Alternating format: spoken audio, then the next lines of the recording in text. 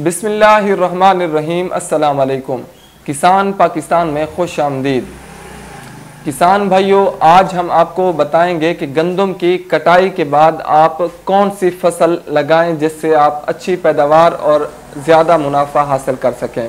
किसान भाइयों, अगर आप गंदम की कटाई जो है वो 20 अप्रैल तक मुकम्मल कर लेते हैं, आपके लिए बेहतरीन मशवरा है आप गंदम की कटाई के बाद तिल लगा लें। तिल लगाने के बाद फिर आप मकई लगा लीजिएगा। मक्की के बाद फिर आप जो है गंदम काश्त कर लीजिएगा। गंदम के बाद अगली गंदम तक आपने दरमियान में जो फसलें लगानी हैं वो हमने आपको बताई।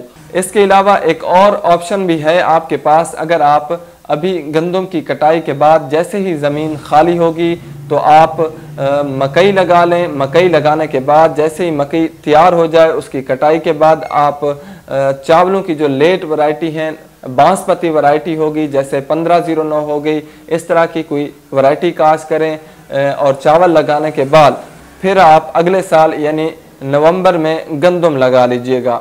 ये दो मुख्तलिफ ऑप्शन हैं आपके पास, लेकिन जो सबसे बेहतरीन ऑप्शन आपके पास अभी इस वक्त है, अगर आप 20 अप्रैल तक गंदम की कटाई मुकम्मल कर लेते हैं तो उसके फ़ौरन बाद आप ज़मीन की तैयारी करें। ज़मीन की तैयारी करने के बाद 20 इंच की खेलियां बनाएं। खेलियां बनाने के बाद 6 से 7 इंच के फासले के ऊपर आप जो है वो बीज का चोपा लगाएं। और बीज के हवाले से अगर हम बात करें तो इसके लिए सबसे जो बेहतरीन वैरायटी है वो TS3 और TS5, ये दोनों बेहतरीन वैरायटी हैं और 90 से 110 दिन के अंदर पककर तैयार हो जाती हैं। पैदावार भी इनकी बहुत अच्छी है। लेकिन किसान भाइयों, अगर आप कोई भी फसल लगाते हैं और उससे ज़्यादा पैदावार हासिल करना चाहते हैं तो उसके लिए सबसे पहले आपको वक्त काश्त, तरीक़ा काश्त, खाद प्लान, इन सब चीज़ों के ऊपर आपको ख़ास ध्यान देना होगा, फिर जाकर आप अच्छी पैदावार हासिल कर सकते हैं।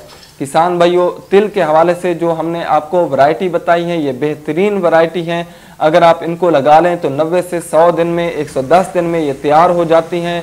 और इसकी कटाई के बाद आप फिर मक्की लगा लीजिएगा। मकई लगाने के बाद फिर आप अगले साल गंदम की तैयारी कर लीजिए। अगर आप थोड़ा सा लेट हो जाते हैं गंदम के लिए तो फिर आप बीज की मिकदार बढ़ाकर गंदम लेकिन काश्त ज़रूर कर सकते हैं।